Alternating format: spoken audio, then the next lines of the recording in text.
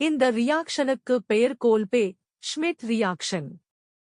இந்த reaction 2 German விஞ்ஞானிகளான Herman கோல்பே மற்றும் Rudolph Schmidt அவர்களின் பெயரில் வைக்கப்பட்டது. அதனால் இதை கோல்பே ஷ்மித்தர் ரியாக்ஷன் என்றும் அழைக்கிறோம். இங்கே அவர்களின் படத்தையும் நாம் சேர்த்துள்ளோம்.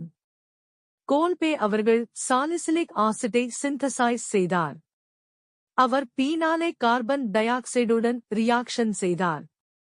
இந்த ரியாக்ஷன் கார்பன் டை ஆக்சைடு இருப்பில் நடக்கிறதால் இதனை கார்பாக்சிலேஷன் ரியாக்ஷன் என்றும் அழைக்கிறோம். 12ஆம் வகுப்பு மாணவர்கள் ஆல்கஹால், ஃபீனால் மற்றும் ஈதர் சாப்டர் படிக்கும்போது இன்ட்ராக்ஷன்ஸ் பகுதியில் இந்த கோல்பே ரியாக்ஷன் வரும். இங்கே phenol salicylic acid carbon dioxide இல் உருவாகிறது. சாலிசைலிக்கு இன்னொரு பெயர் ஆர்த்தோஹைட்ராக்சி பென்சோயிக் ஆசிட். இதையே 2 ஹைட்ராக்சி பென்சோயிக் ஆசிட் என்றும் சொல்வார்கள். முதலில் இந்த ரியாக்ஷன் எப்படி நடக்கிறது என்று பார்ப்போம். பிறகு அதனை புரிந்து கொள்வோம்.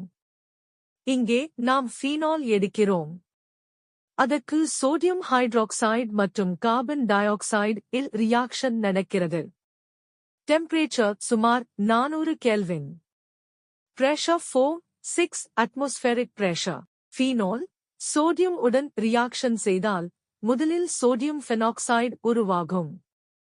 அதற்குப் பிறகு அது கார்பன் உடன் ரியாக்ஷன் செய்யும். பின் ஆசிடிஃபிகேஷன் நடந்ததும் இறுதியாக சாலிசைலிக் ஆசிட் உருவாகிறது.